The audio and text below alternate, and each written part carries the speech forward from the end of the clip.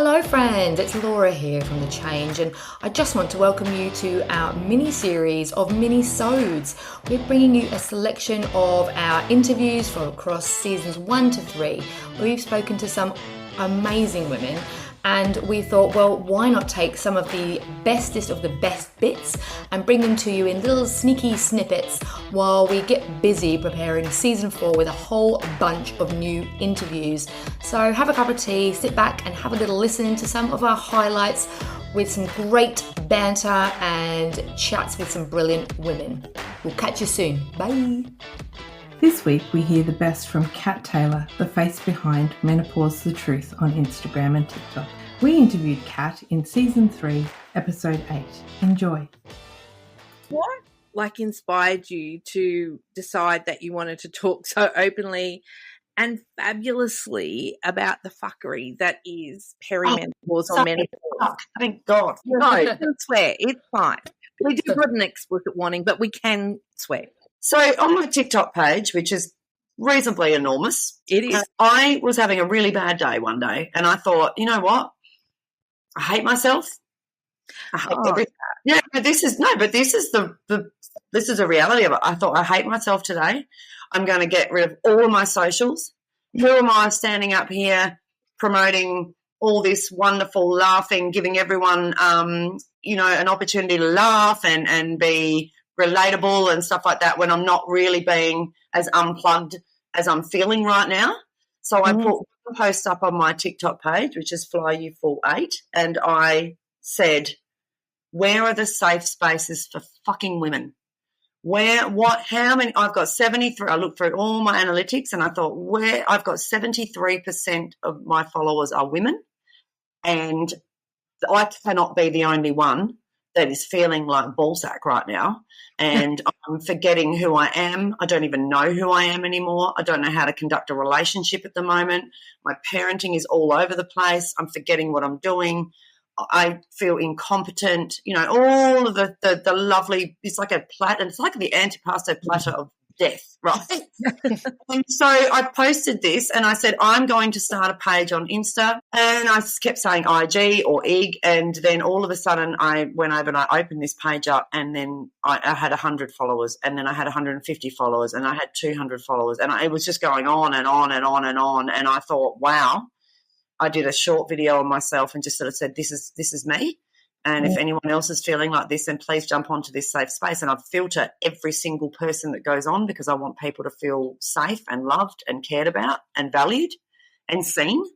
And it just went from there. And so how long ago was that?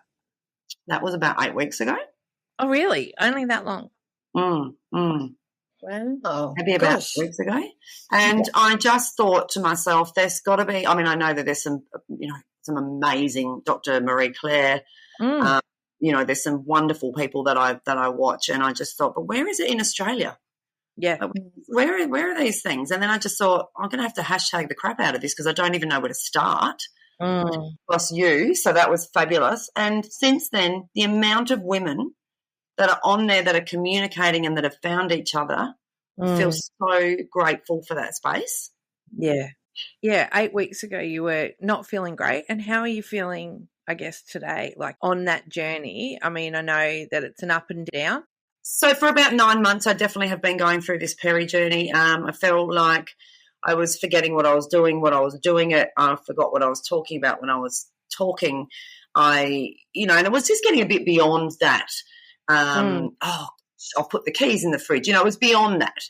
That's where you find that little bit of humour in it. Like, oh, goodness me, like my partner Storm, we'd say, hey, babe, you've just put the yogurt in the cupboard, like just those little things. But it was beyond that. It was causing me extreme pain inside my head. Yeah, so this was the clincher for me. One of my best friends has a little Dr. Seuss book, and she gave it to me for her son, who's turning 18 soon, and she said for years and years and years this has been his favourite book as a little one. I've gotten so many people to sign it that it had been a part of our family's journey for the 18 years of his life since I got it for him when he was 2. I looked through the book. It had parents of hers that have since passed. It had grandparents signing beautiful messages. It had just an abundance of family and beautiful, wonderful, warm messages, and she gave it to me. And instead of, doing the normal thing, which normal women, I'm sure, would do, and that is writing it right there and then pass it straight back to her, I did not. I put it in a cupboard. I then moved house.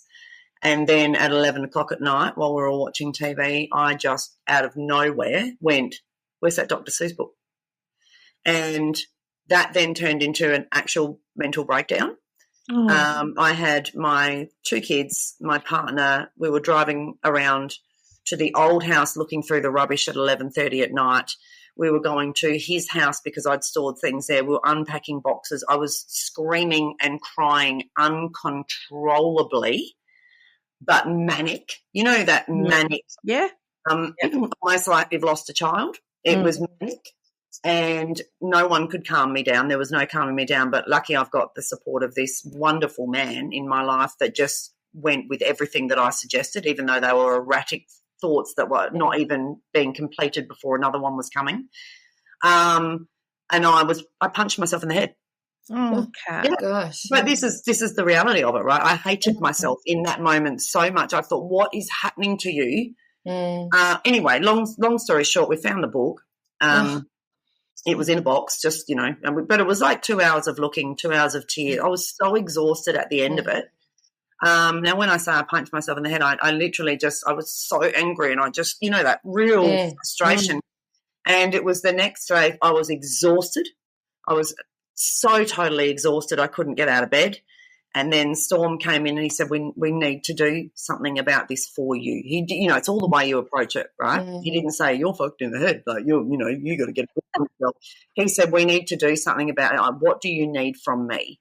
And we then went through the naturopaths, the doctors, the blood, and we discovered that I'm right in the thick of perimenopause. And I said, I can't live like this because actually, it was kind of beautiful at the same time. If you can I'm trying to find the good in something, because I said to Storm, what you saw last night is pretty much what goes on in my head about 16 hours a day. And he went, wow. And he said, your facade game is so elite. And I said, yeah, but the cracks are starting to show. And so then we went through, the train wreck of hundreds and hundreds of dollars of seeing different people. I've tried creams and lotions and tablets under the tongue and CBD oil and nothing's worked. Our work, I think it's a bit more placebo, nothing's worked. And then I've just Monday of last week found the doctor. She is Dr. Alison Clark. She's in Adelaide. And now I've started a new course of action, and I've got everything crossed that, that's going to take place. But I thought to myself, God, there's so many women. There's so many women in this boat, and there's so many women doing it alone. And what's your doctor kind of, if you don't mind, you don't have to No. details, but are you going down a path of HRT for yourself? Yeah, so I tried everything natural that I could possibly get. I mean, I was basically licking wild yam cream out of a jar. That wasn't working. So I've just started, I'm on my 4th day of estrogel now. Now I know a lot of women, if you do not have a uterus, you need to take progesterone tablets in that or some form as well. But because I've got a marina in, I'm getting that slow dose progesterone anyway. So I take the estrogel, 2 pumps in the morning. I've got high hopes for it because I did get my bloods back. And Alison rang me, which was great, and she said, your testosterone and your estrogen are like on the bottom of your shoe. Oh, wow. She said that's so low. And I was really grateful that Storm was sitting next to me because I just had her on loudspeaker because he's very naturopath-minded. And he was like, oh, that explains so much. That explains so much to me. Now we know what we're working with. So I'm hopeful for this estrogel. Libido is gone. What is even that? I remember I enjoyed sex once. I used to think, I don't know what happened there. Really good time for Storm for us to get back together, really, isn't it? Well, you know, he's seeing you at your worst and he's supporting you through that. So that's, yeah. I mean, my husband was a great guy and supported me through mine too. So, you know. And we're doing the estrogel thing for 6 weeks, and then I've got an appointment to see her. And if certain things don't start marrying up, if my brain fog and my mood and everything is still not quite a little bit less stabilised than what we'd like, then we're going to start taking some low-dose testosterone as well, which I'm equally as excited about because she explained everything thoroughly and she didn't make me feel like any of my questions were silly. Yeah, that's important. I feel like that can be an experience lots of women have when they go to see their GPs or and I'm married to one, so I think it's okay for me to say that. But, you know, like, I think it's very common for people to feel silly at the GP or at the doctors and feel like they're not being listened to. And that's why, of course, you want to seek other advice and input from other holistic health providers. I totally get it. Yeah. And Laura, do you, I mean, like, I don't know, but do you ever find, well, you probably chat to your husband about all of those things, but I do. You still, can they treat you or do you have to? No. I mean, he can give me his thoughts, of course, you know, they're free, which is always nice, but they're free. Yeah, they're free. And I'll take them on board. But I do have my own GP, of course, who's a woman. Yeah. So, and I think that, you know, he's not a woman, and I think sometimes it is just better to have a female, especially if they've been through it. That's even better. It's a bit like when you have kids. But, you know, it's not always the way. How many times have you come out of a doctor? You've gone in there on a mission. You know what you want to talk about and do, and you think, because no one knows us better than us, right? But then you come out and you think, what even was that? I didn't get what I needed, and now I just actually need a second opinion because I don't feel validated there. Yeah. So that's okay. Yeah. I do like my approach to that because I did go in and I did say to this doctor, I have no time nor energy, nor brain capacity for bullshit. I said, this is I'm going to just give it to you hard. Like, this is what's going on. And paced a little bit and felt safe in there. So that was, great. And it didn't cost me a fortune. Yeah. Another thing, she was like $147 to see her.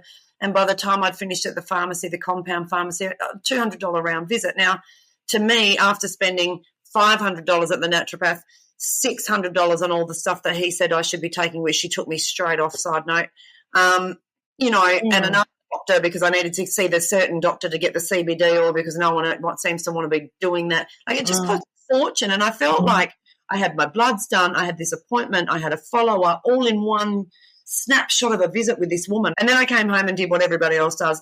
If you've got a good page, and that's what I love about this menopause page, I think you might have seen that I put a picture of the estrogel and said anyone, and then I had like 6 or 7 women that I had very lengthy, beautiful women conversations with about their experiences and how it's worked for them and how long it took for it to work for them, and if it didn't work, it was great. Yeah. Stand together and supporting each other that otherwise wouldn't have met. Yeah, fantastic. That's the beauty of social media. You know, all the downsides, there are some good. Yes. Thanks for listening to The Change, a fully independent podcast. Whether you're seeking inspiration, curious about change, or just here for the great banter, we'd love you to make The Change your new go-to podcast. And even better, send us your voice notes or questions about change. We'll use them on the show. Email us at changepod2023@gmail.com or DM us on Instagram at _change_pod. Find us wherever you get your podcasts. And don't forget to follow us on Instagram for more on The Change.